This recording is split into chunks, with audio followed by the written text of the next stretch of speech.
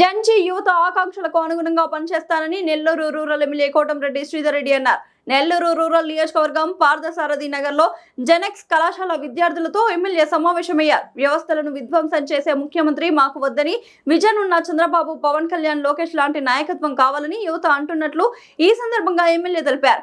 జంజీ యువత ప్రశ్నించడం, ఉద్యమించడం సమాజానికి ఎంతో అవసరమన్నారు. 51 రోజుల పాటు 51 చోట్ల జంజీ యువతతో ఆత్మీయ భేటీ జరుగుతుందని ప్రకటించారు.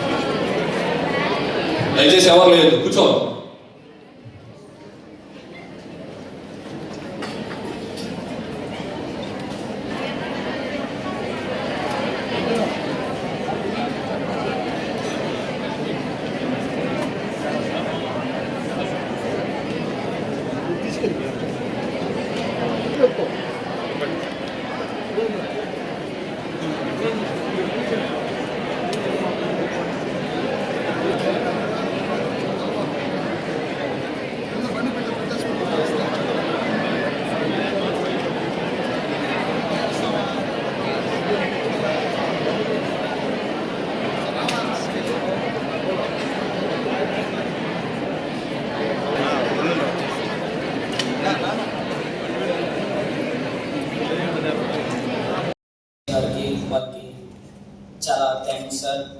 అట్లాగే more number of manufacturing companies వచ్చి ఎంప్లాయ్మెంట్ అనే ఉండదు అనే మాట పోయి రమేష్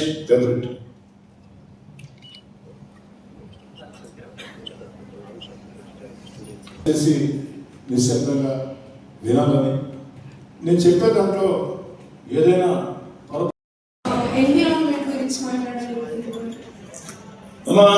ఎన్విరాన్మెంట్ అనేది చాలా అవసరం. ఎందుకని చెప్తున్నానంటే త్వరలో కార్యక్రమాన్ని అంటే ప్రభుత్వాలు ఇప్పటికీ చేస్తున్నాయి, చాలా మంది చేస్తూ ఉన్నారు. ఓ శాసనసభ్యుడిగా నేను కూడా చేయాలని చెప్పి మీలాంటి జంజీ చేతుల్లో పెట్టాలని ఒక ఆకాంక్ష. అంటే ఇక్కడ వచ్చిన దాకా నాకున్న ఆలోచన ఏంటంటే ఒక ఆలోచన ఉండింది. ఇప్పుడు నాకు దీని ద్వారా ఒక పరిష్కారం దొరికింది. ఖచ్చితంగా ప్రతి ఇంట్లో కూడా జంజీ యువత ప్లాస్టిక్ ఖచ్చితంగా బ్యాన్ చేయాల్సింది. ఆచరణ కావాలి. ఆచరణ కావాలంటే ప్రభుత్వంతో పాటు ప్రజల్లో కూడా చైతన్యం కావాలి. అవునండి, ఖచ్చితంగా ప్రజలు ప్రభుత్వం ఇద్దరు చైతన్యవంతంగా పనిచేస్తే నువ్వు చెప్పినట్టు భారత్ కాకుండా స్వచ్ఛ భారత్ ఉంటుంది. ఆ దిశగా ప్రయత్నించాలి. అంటే ఇప్పుడు మీ పరిసర ప్రాంతాల్లో పర్మిషన్ లేకుండా కంటే కూడా చెత్త వేస్తున్నారు. మనకి చెత్త వేస్తున్నారు. మీ ఇంటి ముందు చెత్త ఉందా లేదా? లేదా గుడ్ అసలు సపరేట్ ఉండదు.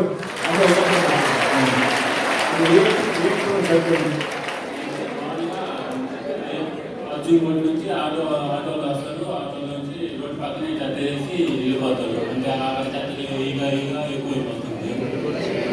నేను తెలుస్తాను, ఖచ్చితంగా నేను తెలుస్తాను. నీ ఇంటి ముందు చెత్త లేకుండా చూసుకో, మిగతా ఇంటి ముందు చెత్త లేకుండా చేసే బాధ్యత నాది. పడవ పనికి వచ్చినప్పుడు ముందు ఇంటిమేట్ చేసి నీతో కలిసి మొత్తం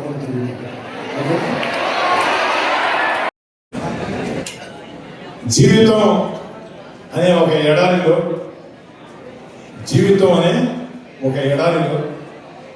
స్నేహాలు ఎండమావులు, పరిచయాలు ఇసుక తుఫానులు అయినా లేకపోలేదు అక్కడక్కడ మీలాంటి ఆత్మీయత, వయాశస్సు. కాబట్టి జీవితం అనేది ఏమిటి అంటే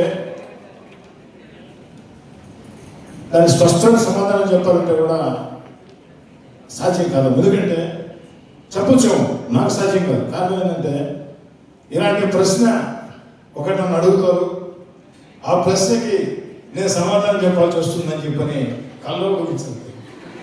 డెఫినెట్గా నెక్స్ట్ అంటే ఈ రోజుతో కాదమ్మయ్యి 51 days జరుగుతాయి.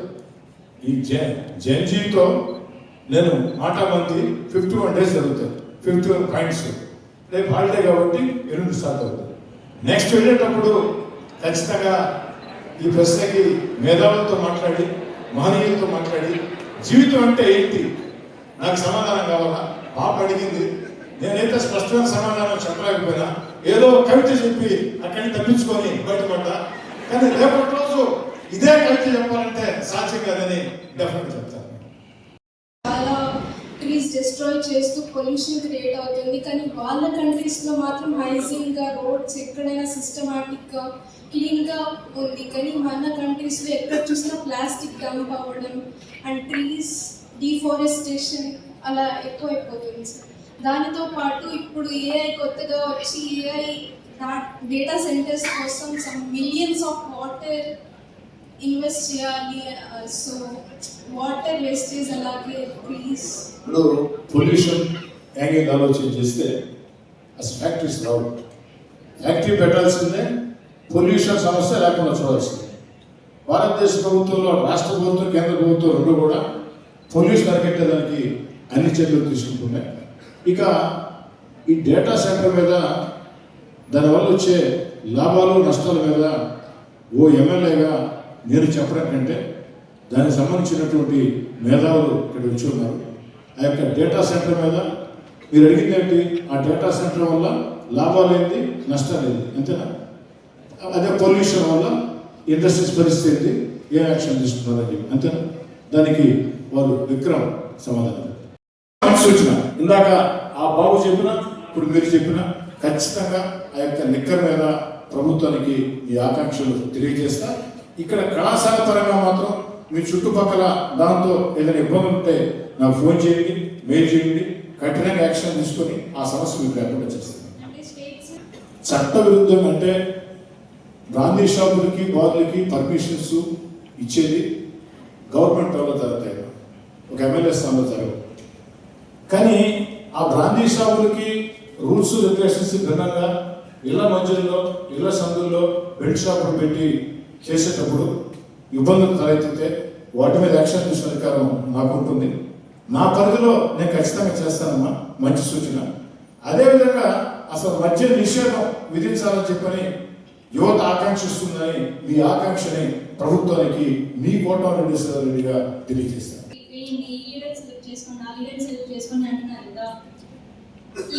లీడర్గా కాకుండా కూడా వితౌట్ పబ్లిసిటీ కూడా చేయొచ్చు కదా, ఎందుకని చేయట్లేదు? నువ్వు ఓటు వేయాలంటే ఓటీ చేస్తున్నావు తెలియాలా పడలేదు, తెలియాలి. కానీ వృధా ఖర్చులు మీ ప్రశ్నలో చాలా వరకు వస్తుంది. ఏంటంటే వృధా ఖర్చులు, ఇష్టారీతి ఖర్చులు. ఇందాక నేను చెప్పింది అదే, దాన్ని కంట్రోల్ చేద్దాం. దాన్ని కంట్రోల్ చేయాలంటే మీ సపోర్ట్ ఉండాలా.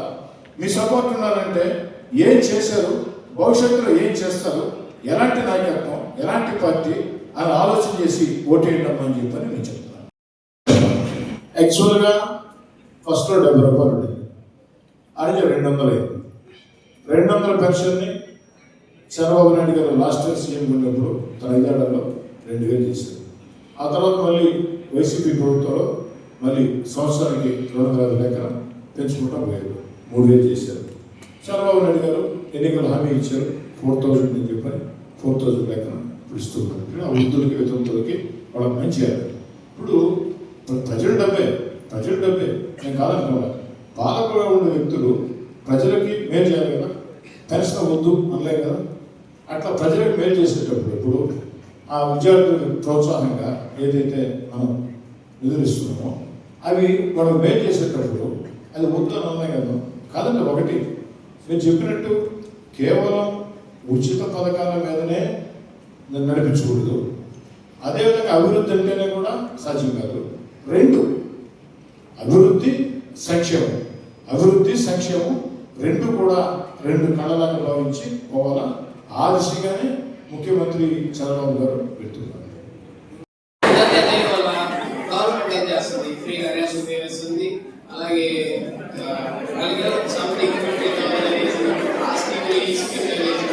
ఫ్రీగా ఇచ్చి రేట్ వేస్తుంది. ఊళ్ళో ప్రజలందరినీ సమర్పణం చేస్తుంది. అంటే ఒక పని చేయడానికి ఏమనిపిస్తుంది, ఎవరు గవర్నమెంట్ ఉంది కదా, ఫ్రీగా నెల అయితే ఒక రేషన్ బీమా చేస్తుంది, ఇంకా మన పని చేయాల్సిన పనే ఉంది అని ఒక మన ఆంధ్ర డెవలప్ కాలేదు సార్ ఈ గవర్నమెంట్. అంటే ఉచిత పథకాలు ఒక్కటే ఇచ్చి అభివృద్ధి వదిలేయటం కరెక్ట్ కాదు. అభివృద్ధి చేసాం సంక్షేమం చేయము అంటూ కరెక్ట్ కాదు. రెండు జరగాల. ఈ గవర్నమెంట్లో తెలుగుదేశం పార్టీ కూట గవర్నమెంట్లో చంద్రబాబు గారు రెండు చేస్తున్నారు. రూల్స్ అండ్ రెగ్యులేషన్స్ పెట్టారు. వెరీ అంటే ఇండియాలో బాగుంటాయి రూల్స్ రెగ్యులేషన్స్ పర్ఫెక్ట్, కానీ ఎవరు ఎందుకు ఫాలో అవ్వట్లేదు? ఇప్పుడు మీరు ఫాలో అవుతున్నారు సార్, మీ కింద అఫీషియల్స్ అందరూ ఫాలో అవ్వట్లా, అప్పుడు మీరు ఏం తీసుకుంటారు?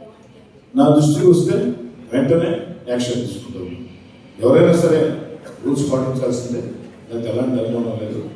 ఖచ్చితంగా నా దృష్టికి వస్తే, ఎందుకంటే ఈ ఆర్టీఐ భేటీ మరో అర్ధ గంటలో ముగుస్తుంది. ఈ ప్రతి ఒక్కరు కూడా నా విజిటింగ్ కార్డు ఇస్తాను, దాంట్లో నా ఫోన్ నెంబర్ ఉంటుంది, మెయిల్ ఐడి ఉంటుంది. ఎనీ టైం ఎవరైనా నాకు కాల్ చేయొచ్చు, మెయిల్ ఐడికి మెయిల్ చేయొచ్చు. మీరు అనుకోవచ్చు ఎమ్మెల్యే అంటే ఫోన్ లిఫ్ట్ చేసింది అని చెప్పారు. ఒకసారి నెంబర్ తీసుకొని చేసి చూడండి. మిస్ కాల్ తీసుకొని కూడా తిరిగి చేసే అలవాటు నాకు ఉంది, మీకే ఎక్స్పీరియన్స్ ఉంటుంది. ఖచ్చితంగా యాక్షన్ తీసుకుంటాను. ఈ నోటీస్కి వస్తే వెంటనే నా నెంబర్కి వాట్సాప్ మెసేజా, టెక్స్ట్ మెసేజా, ఫోనా, మెయిల్ ఐడి ఇష్టం చెప్పు. ఇప్పుడు పోలీస్ లైసెన్స్ లేదా మనీ తీసుకొని ఎందుకు పంపించేస్తారు?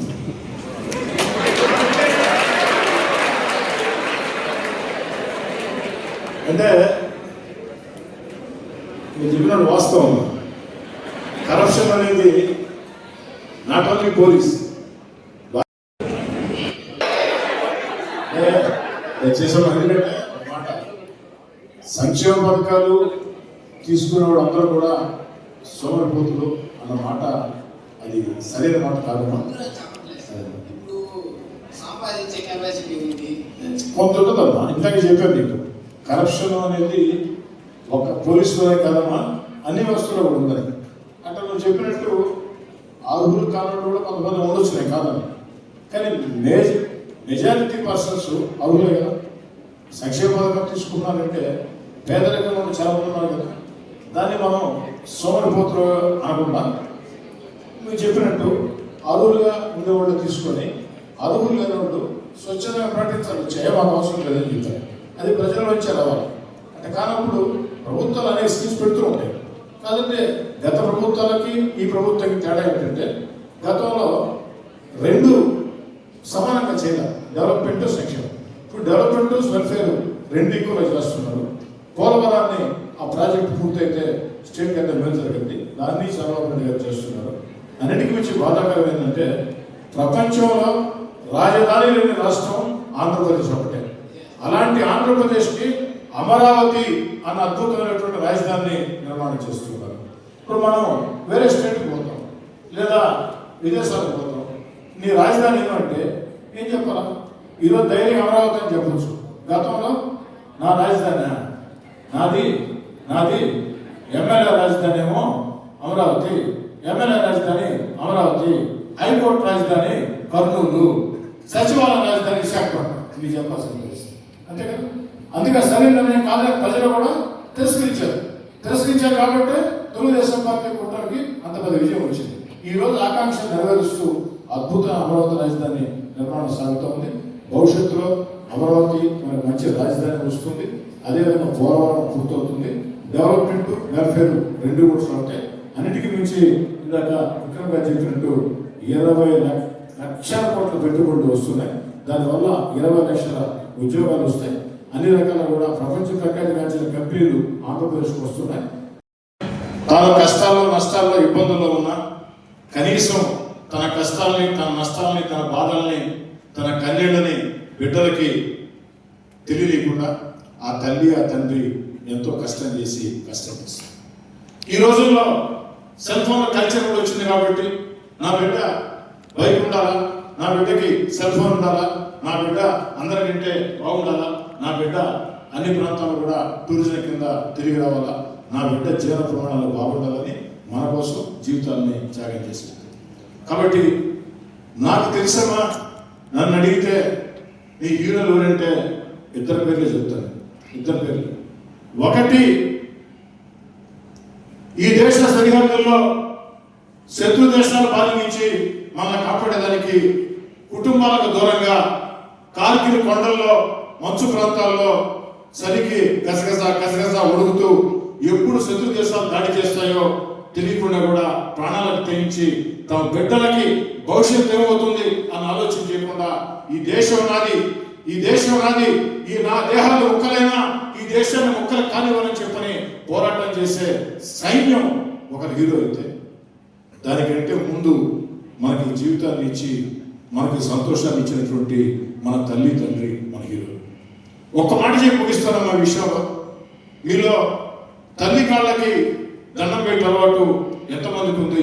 ఒక్కసారి చేతులెత్తాను. తల్లి కాళ్ళకి దండం పెట్టాలి.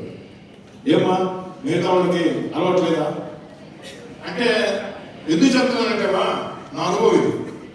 ఈరోజు నా వయసు 60. నా తల్లి చనిపోయి దాదాపుగా 5 సంవత్సరాలు అయింది. నేను నా జీవితంలో తల్లి అందుబాటులో ఉంటే తల్లి కాళ్ళకి దండం పెట్టే వచ్చేవాడు. తల్లి ఎదురుతుంది, అమరావతి పూర్తి ఎదురుతుంది, ఆంధ్రప్రదేశ్ దశ మారుతుంది. మళ్ళీ చెప్తున్నాను, గుర్తుపెట్టుకోమా, ఆంధ్రప్రదేశ్లో ఈరోజు ఉండే పరిస్థితులే మరో 15 ఏళ్ళు 20 ఏళ్ళు కొనసాగాల. ఇదే పరిస్థితి కొనసాగాల. ఇదే పరిస్థితి కొనసాగితే అద్భుతాలు చూస్తాం. కానీ ఈ ప్రభుత్వంలోనే అంటే ఇంకా 3 సంవత్సరాల సమయం ఉంది. ఈ 3 ఏళ్లలో పోలవరం పూర్తవుతుందని అడిగారు. పోలవరం పూర్తవుతుంది, అమరావతి ఏర్పాటు అవుతుంది, లక్షల కోట్ల పెట్టుబడులతో లక్షల ఉద్యోగాలు వస్తాయి. దీంతో టర్వాన్ పెట్టుకోవాలి. వేదైపడమా మా నెల్లూరు రోడ్లమ్మా.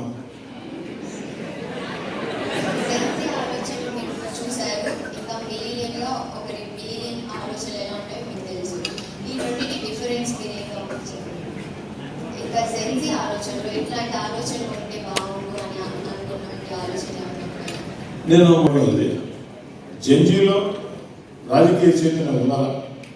కొంతకాలంగా రాజకీయ చైతన్యం లేదు. అది ఇప్పుడు బాగా విస్తృతంగా వస్తూ ఉంది. జెన్జీ ప్రశ్నిస్తూ ఉంది, నిలదీస్తూ ఉంది, ఉద్యమిస్తూ ఉంది.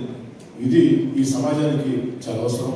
అంటే 1-3 ప్రశ్నలప్పుడు నేను సమాధానం చెప్పాను.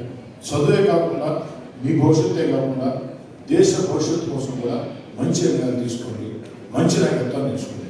ఇప్పుడు నేను మంచి చేసామని చెప్పొచ్చు. నేను చెప్పిన మాటల్లో నిజం ఉంటేనే ప్రోత్సహించండి. నేను చెప్పిన మాటల్లో నిజం లేకుంటే మీరు ఇంకొకరు ప్రోత్సహించండి. అంతిమంగా ఒక మంచి నాయకత్వం ఉండాలా. మంచి నాయకత్వం ఉంటేనే ఈ దేశ భవిష్యత్తు బాగుంటుంది. ఈ దేశ భవిష్యత్తు బాగుంటేనే మన భవిష్యత్తు, మన బిడ్డల భవిష్యత్తు బాగుంటుంది.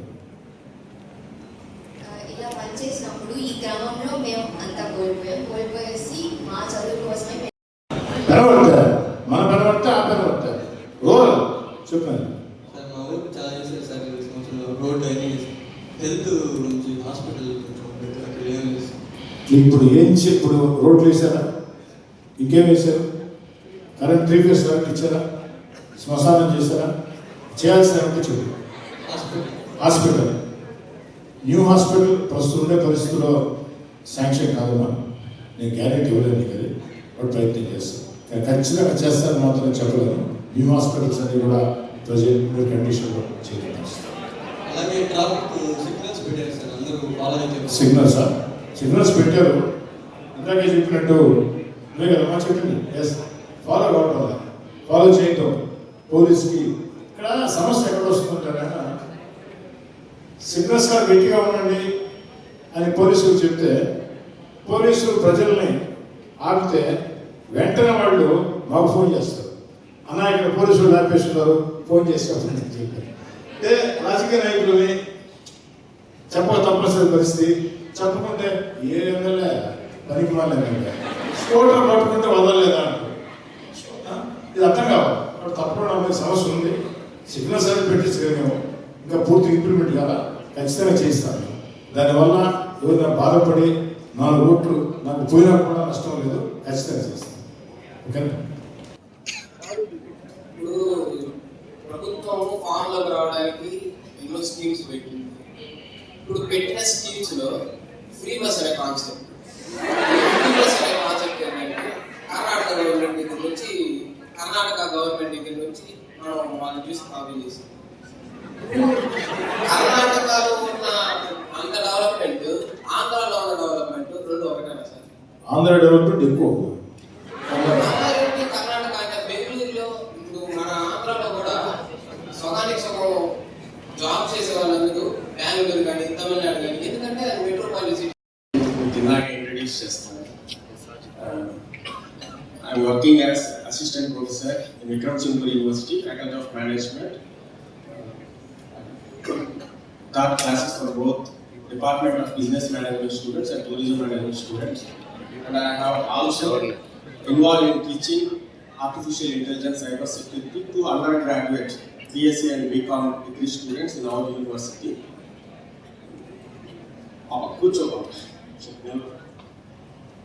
మన ఎమ్మెల్యే గారిని ఆయన చాలా ఓపికగా అందరికీ సమాధానం చెప్పారు. మీరందరూ కూడా చూస్తున్నారు. రైట్ ఫ్రమ్ మనం నరేంద్ర మోడీ గారి దగ్గర నుంచి, అంటే ఒక ప్రైమ్ మినిస్టర్ లెవెల్ దగ్గర నుంచి ఒక ఎమ్మెల్యే స్థాయి వరకు ఉండేటటువంటి రకరకాల క్వశ్చన్స్ మీరు అడిగారు. దానికి ఓపికగా ఆయన సమాధానం చెప్తున్నారు. నేను ఒక సింపుల్ థింగ్ చెప్తాను. అంటే నరేంద్ర మోడీ గారి గురించి మీరు మాట్లాడారు, ఇప్పుడు మన ఎమ్మెల్యే గారి గురించి మాట్లాడారు. ఇద్దరికి ఒక కామన్ ఒక సారూప్యత ఉంది, నరేంద్ర మోడీ గారికి కానీ మన ఎమ్మెల్యే గారికి కానీ. ఏంటంటే 2014 నుంచి ఆయన అక్కడ ప్రధానమంత్రి, ఈయన ఇక్కడ ఎమ్మెల్యే.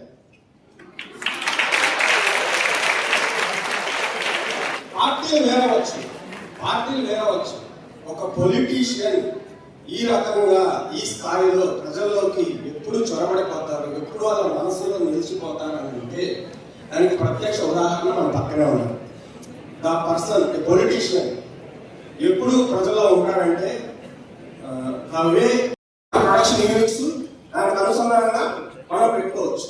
అదే ఒక క్వాంటమ్ వ్యాలీ, అమరావతిలో క్వాంటమ్ వ్యాలీని డెవలప్ చేస్తారు. క్వాంటమ్ కంప్యూటర్స్ ఐడియా ఉంది.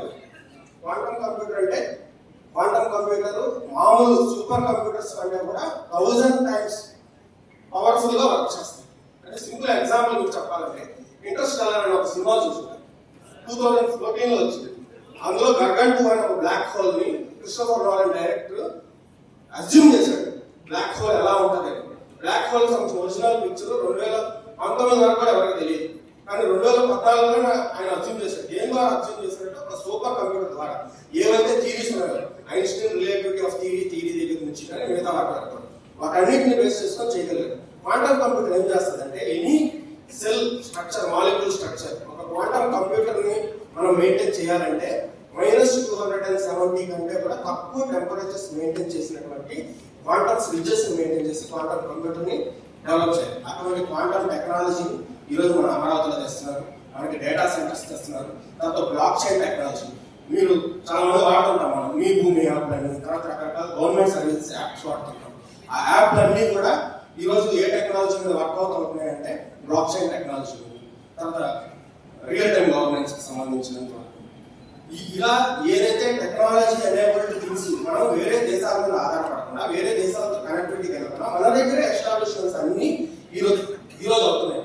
మనందరం కూడా అందరికీ చాలా మందికి ఆలోచన ఉంటుంది, నేను ఒక స్టార్ట్అప్ పెట్టుకోవాలి, ఒక స్టార్ట్అప్ యాప్ క్రియేట్ చేసుకోవాలని చెప్పేసి.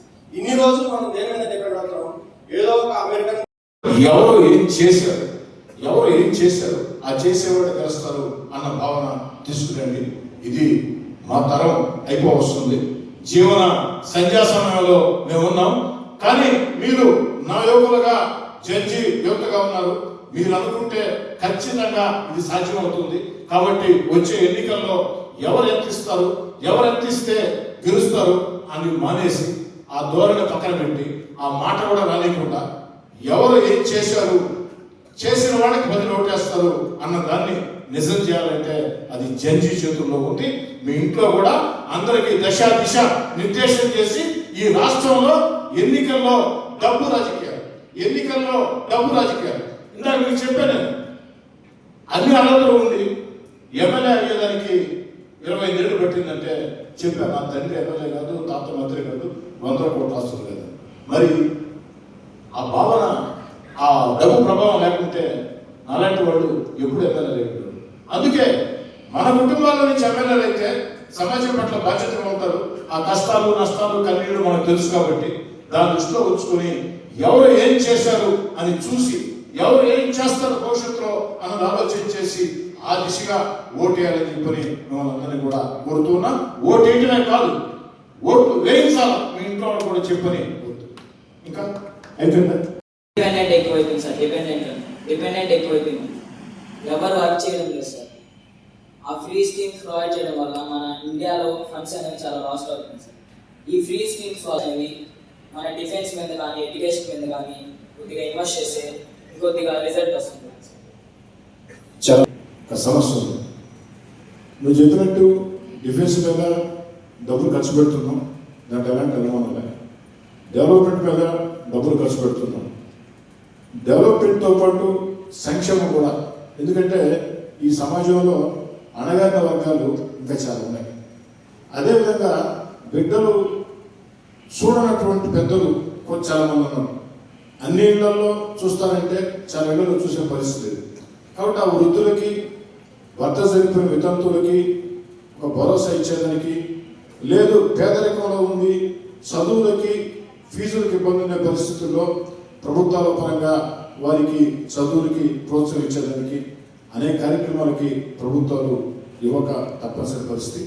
కానీ ఖచ్చితంగా ఒకటి మాత్రం జరగాలి, నేను అంతా ఒప్పుకుంటాను.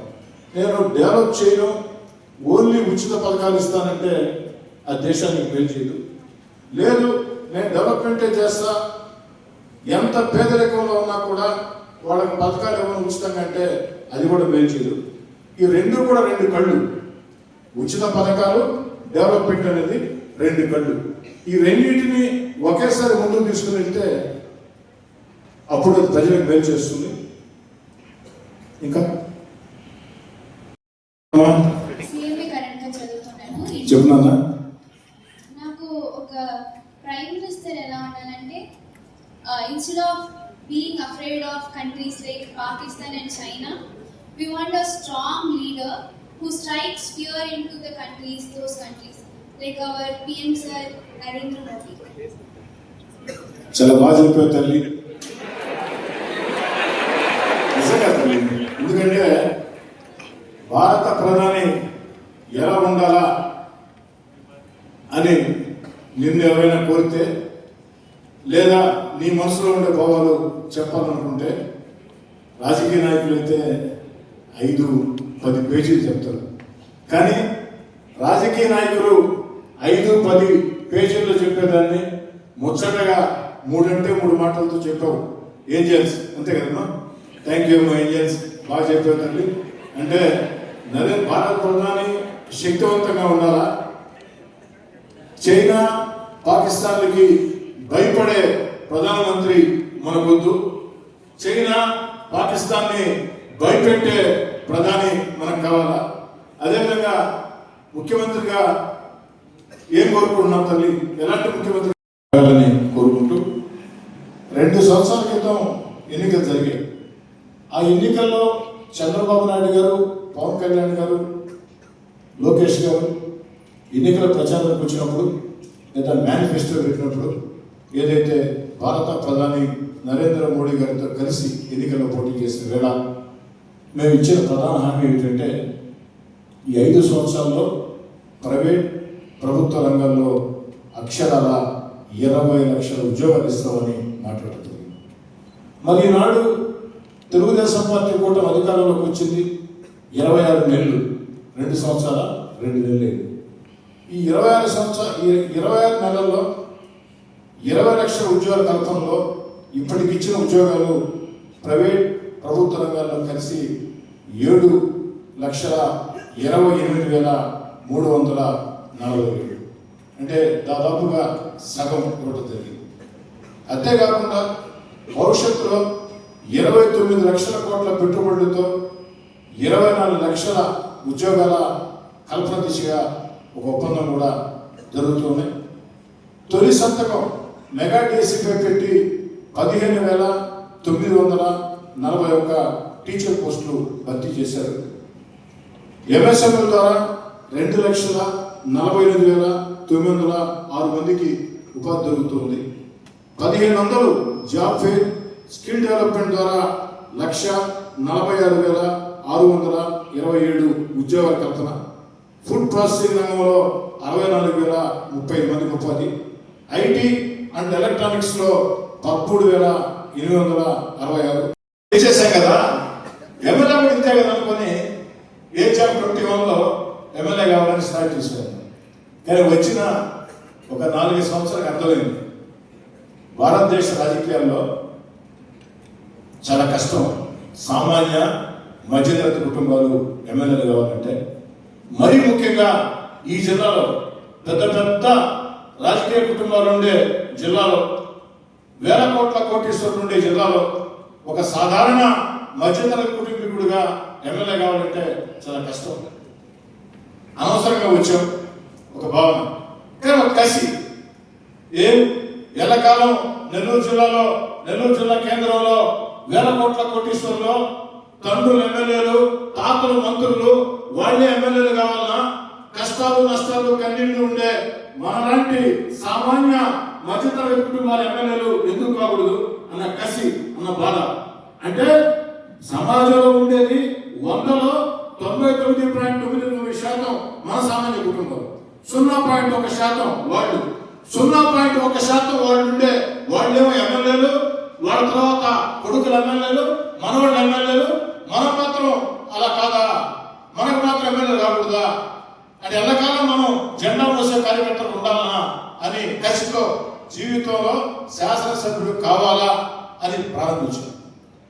21 సంవత్సరాలు నేను స్టార్ట్ చేస్తే 29 సంవత్సరాల తర్వాత పడి పడి పడి పడి పడి దెబ్బలు తిని తిని తిని తిని తిని 29 ఏళ్ల తర్వాత, అంటే 1986లో ఏఆర్ కళాశాల పూర్తయిన తర్వాత జీవితంలో ఒక గోల్ ఉంటుంది. డాక్టర్ కావాలనో, యాక్టర్ కావాలనో, కలెక్టర్ కావాలనో, ఎస్పీ కావాలనో, ఇంజనీర్ కావాలనో. నా గోల్ ఎమ్మెల్యే కావాలని. 21 సంవత్సరం నా వయసు అప్పుడు 1986లో స్టార్ట్ చేస్తే నేను ఎమ్మెల్యే అయింది 2014. అంటే దాదాపుగా అదొక 14, ఇదొక 14, 20 డేస్ తర్వాత.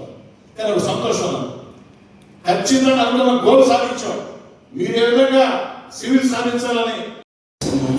అది నవాబ్పేట సార్. నవాబ్పేట సార్, ఇప్పుడు చాలా మంది రిజర్వేషన్స్ తీసేయాలని అడుగుతున్నారు.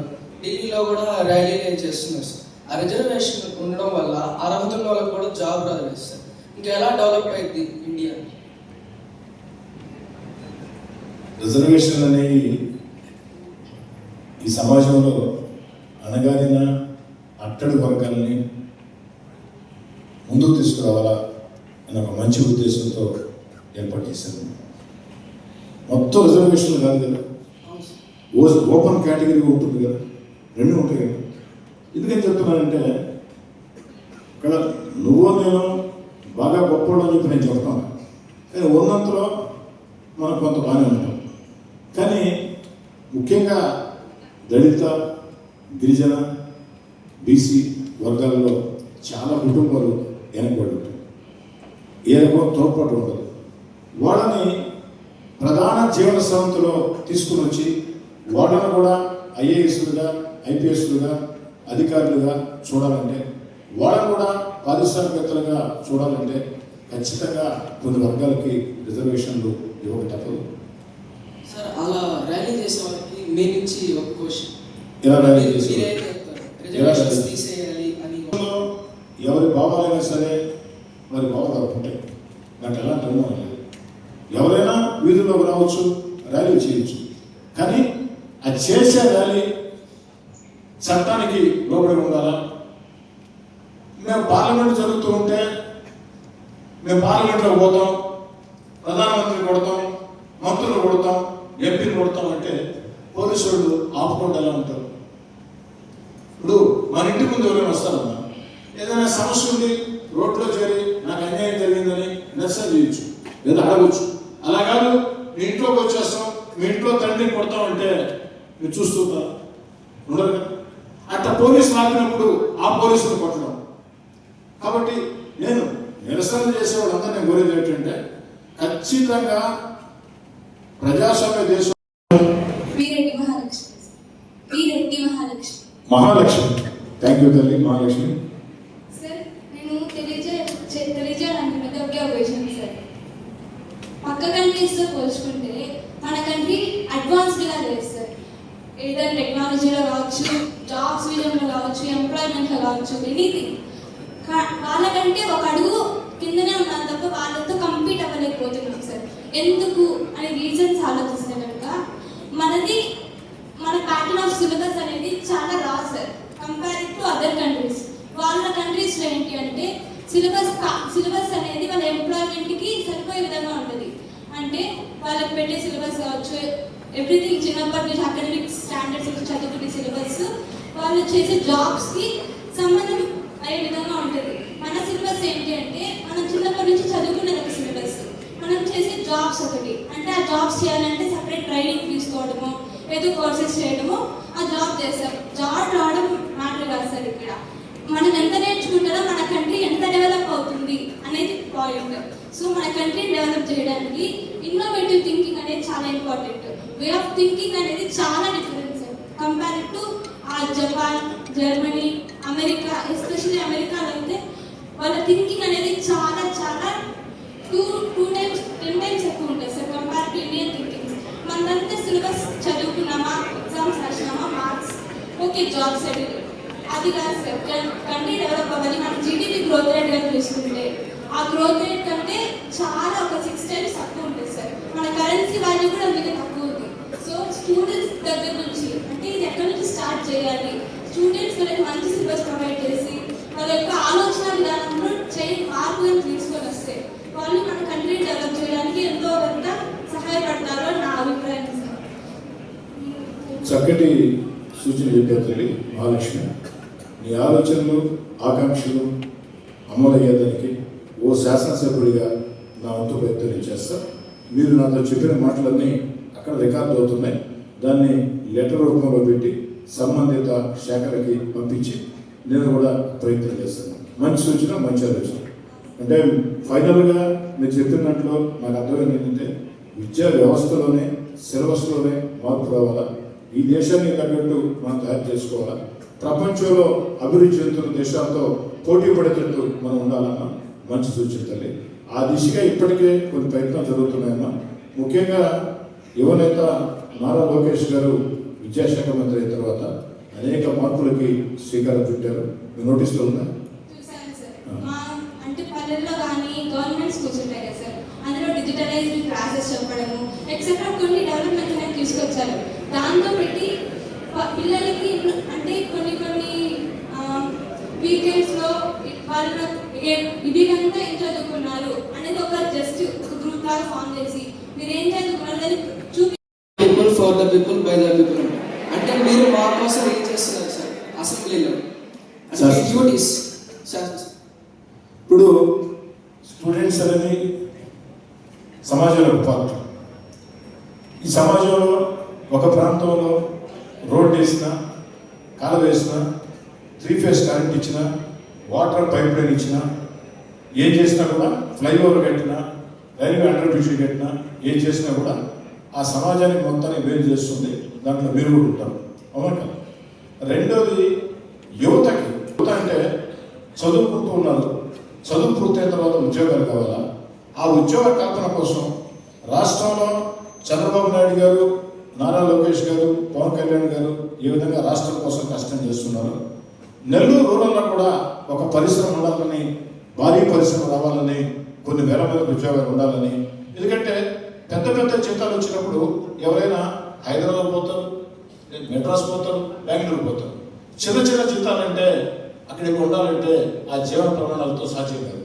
నెల్లూరులో కూడా మనకు ఇంట్రెస్ట్ ఉండాలనే ఉద్దేశంతో ఆవంచల దగ్గర 500 ఎకరాలు స్థలాన్ని 2 ప్రభుత్వ సంస్థల మధ్యలో వివాదం ఉంటే 7 ఏళ్లుగా ప్రయత్నం చేసేసి వచ్చింది. 7 ఏళ్లుగా ప్రయత్నం చేసే నిన్ననే పరిష్కారం అయింది. రేపు ఎల్లుండో జీవో వస్తుంది. ఆవంచల వద్ద మంచి సహజ ఏర్పాటు చేసి కొన్ని వేల మందికి ప్రత్యక్షంగా, కొన్ని వేల మందికి పరోక్షంగా ఉపాధి, ఉద్యోగ అవకాశాలు వచ్చేదానికి ఖచ్చితంగా కృషి చేస్తాను. పాలిటిక్స్లోకి వచ్చేదానికి మీ విజన్ ఏంటి? అంటే ఏం చేద్దాం వచ్చి? ఎందుకంటే ఎక్కడ రాని ప్రశ్నలు నిజంగా మీరందరూ అబ్బాయినే నేను కోరుకునేది ఇదే. సార్ మీరు సూపరు అని చెప్తే నాకు వచ్చేదేం లేదు. అది సూటిగా ప్రశ్న ఉండాలా, లోపాలను చెప్పాలా, అబ్బాయి మాట్లాడేవాడు. పాలిటిక్స్లోకి ఏం చేయాలని వచ్చేవాడు. దీనికి ఒక 5 నిమిషాలు టైంగా ఉన్నాను. నేను చిన్నప్పటి నుంచి అంటే హై స్కూల్ అప్పటి నుంచి, హై స్కూల్ కదా ఇంకా ముందు నుంచి కూడా నాకు ఇంట్రెస్ట్. ఎందుకు ఇంట్రెస్ట్ వచ్చిందంటే మా తాత ఉండేవాడు, ఆయన కళ్ళు సరిగ్గా కనపడే సరిగ్గా ఏర్పడలేదమ్మా, నాకే ఏర్పడుతున్నా హన్సిక. ఏం చదువుతున్నా తల్లి? ఎక్కడమ్మా మీ ఇల్లు ఎక్కడ? బాలాజీ నగర్. Very good. చెప్తున్నాను. మన సీఎం ఎలా ఉండాలి అని చెప్తాను సార్. ఏ క్రిమినల్ యాక్టివిటీస్ లో ఇన్వాల్వ్ అవ్వకుండా, అక్రమంగా ఏది సంపాదించకుండా, అలా ఆలోచించకుండా, ఫ్యూచరే యూత్ కాబట్టి ఆ యూత్ ని ఎంకరేజ్ చేస్తూ వాళ్ళకి ఎంప్లాయ్మెంట్ తీసుకొస్తూ మన స్టేట్ కి ఇన్నోవేషన్ ఇంకా టెక్నాలజీ హబ్స్ తీసుకొచ్చే ఒక స్ట్రాంగ్ సీఎం కావాలి. అది నారా చంద్రబాబు నాయుడు గారు, లోకేష్ గారే అవ్వాలి.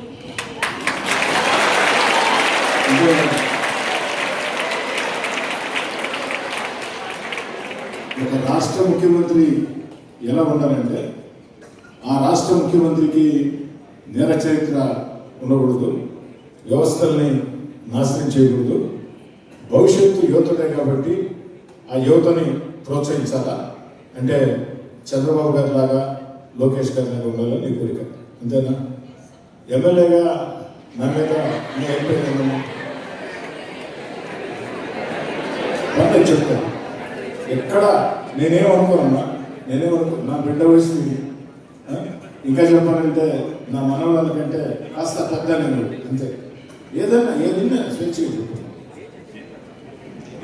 మీరు ఎదురింటోళ్ళు, ముందింటోళ్ళు, వెనకింటోళ్ళు, పైనింటోళ్ళు, కిందింటోళ్ళు ఎవరైనా అసలు ఏం లేదా? గుడ్ మార్నింగ్ మా. My name is G Hemanth. Okay. First of all మన ప్రైమ్ మినిస్టర్ అనేది ఫస్ట్ మన బ్యాక్ బోన్ సార్. మన హోల్ ఇండియా అనేది ప్రైమ్ మినిస్టర్ కిందే ఉంది సార్. ఫస్ట్ మన పాపులేషన్ అనేది ప్రెసెంట్ 140 crores ప్లస్ సార్. ప్రతి పాపులేషన్ కోరుకునేది first of all security, next students అయితే first infrastructure development, more number of employment కావాలని కోరుకున్నారు సార్. అందులో స్టిల్ ఇండియా డెవలపింగ్ ఎందుకు అందరూ అంటారు సార్. ఇండియా అనేది స్టిల్ డెవలపింగ్ అని అన్ని కంట్రీస్ అంటారు. అది దేనికి సార్? ఇంకా ఎందుకు డెవలప్డ్ కంట్రీ అని రావడం లేదు. భారతదేశానికి 1947 ఆగస్ట్ 15 స్వాతంత్రం వచ్చింది. ఆ విషయం మీకు అందరికీ తెలుసు. అంతకుముందు బ్రిటిష్ పాలకుల చేతుల్లో మనం ఉన్నాం. ఆ యొక్క బ్రిటిష్ పాలనని తరికొట్టేదానికి ఈ దేశంలో అటక్ నుంచి కటక్ దాకా, కాశ్మీర్ నుంచి కన్యాకుమారి దాకా విస్తరించిన ఈ సువిశాల భారత పవిత్ర పుణ్యభూమిలో ఎంతోమంది మన పూర్వీకులు తమ ప్రాణాలు అర్పించారు. మా దేహాలు ముక్కలైనా ఈ దేశానికి స్వాతంత్రం తెస్తామని చెప్పని అనేక మంది. ఈరోజు మరుపురాని మధురమైన చారిత్రాత్మక సంఘటన. ఎందుకంటే నాకు ప్రజలకి దగ్గరగా ఉండటం ఇష్టం. ప్రజల ఆకాంక్షలు, గుండె చప్పుళ్ళకి ప్రతిరూపంగా పనిచేయటం నాకు ఇష్టం. ముఖ్యంగా జంజీ యువత, ఈ దేశం దశ దిశ మార్చబోయే జంజీ యువత. గతంలో చరిత్రలో అనేక సార్లు దేశం దశ దిశ మార్చిన జంజీ యువత భారతదేశంలో ఇటీవల కాలంలో సామాజిక రాజకీయానికి చైతన్యానికి వేదికగా నిలుస్తుంది.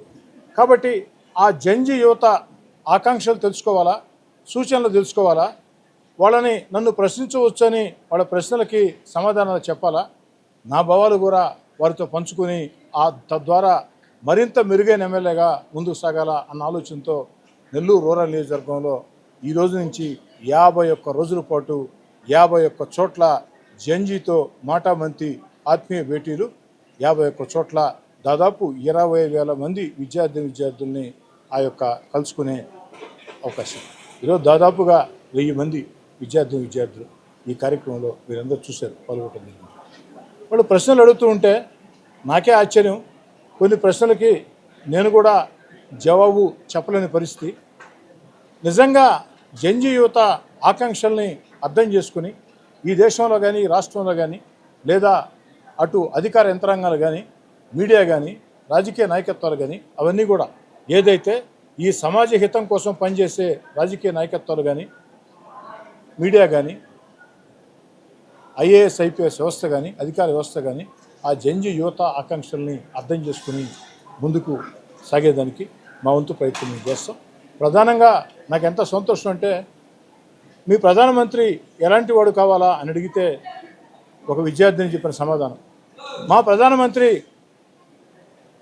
చైనాకో పాకిస్తాన్కో భయపడే బలహీన ప్రధానమంత్రి మాకొద్దు, చైనానో పాకిస్తాన్నో బంగ్లాదేశ్నో భయపెట్టే ప్రధాని మాకు కావాలా, ఈ దేశానికి భద్రత ఇచ్చే ప్రధాని మాకు కావాలా, ఈ దేశంలో ఉండే తీవ్రవాదుల్ని వణికించే ప్రధాని మాకు కావాలా, ఈ దేశాన్ని అన్ని రకాల ముందుకు తీసుకుపోయి ప్రపంచంలో భారతదేశాన్ని విశ్వగురువుగా నిలబెట్టే ప్రధానమంత్రి మాకు కావాలా, అలాంటి ప్రధానమంత్రి నరేంద్ర మోడీ, ఆ నరేంద్ర మోడీ గారే మేము కావాలనుకుంటున్నామని చెప్పి వాళ్ళు చెప్పిన మాట.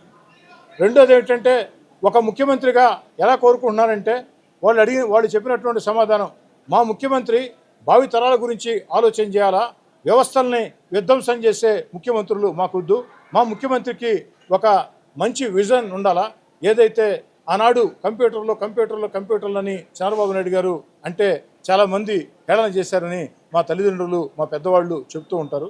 కానీ అలాంటి హేళన చేసిన చంద్రబాబు నాయుడు గారు వెనక్కి తగ్గకుండా ఆ కంప్యూటర్ల మీద పెట్టిన దురదృష్టి వల్లే ఈరోజు ప్రపంచంలో అన్ని చోట్ల కూడా తెలుగు వాళ్ళు కంప్యూటర్ రంగంలో ముందుకున్నారు.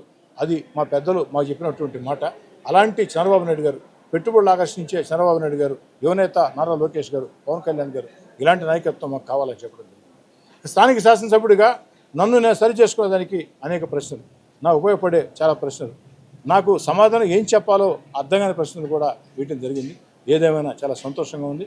ఒక్కడి మాత్రం మాటిస్తూ ఉన్నా, జంజీ యువతకి పిలుపునిస్తూ ఉన్నా, మీరు ప్రశ్నించండి, నిలదీయండి, ఉద్యమించండి, అది సమాజానికి అవసరం. అయితే ఆ యొక్క ప్రశ్నించేటప్పుడు, నిలదీసేటప్పుడు, ఉద్యమించేటప్పుడు భారత రాజ్యాంగానికి అనుగుణంగా సభ్యత సంస్కారాలతో సంప్రదాయమైనటువంటి మంచి భాషతో ప్రజలను ఆకట్టుకునే రీతిలో మన ప్రత్యర్థులు సైతం వీరు చెప్పింది కరెక్టే కదా అనుకునే రీతిలో ప్రశ్నించాలని, నిలదీయాలని, ఉద్యమించాలని జంజీ యువత ఆకాంక్షల్ని నెల్లూరు రూరల్ నియోజకవర్గంలో ఓ శాసనసభ్యుడిగా పూర్తిగా ఆచరణ చేసి చూపిస్తానని, జంజీ యువత ఆకాంక్షల్ని రాష్ట్ర ముఖ్యమంత్రి చంద్రబాబు నాయుడు గారికి, యువనేత నారా లోకేష్ గారికి తెలియజేస్తానని చెప్తున్నాను.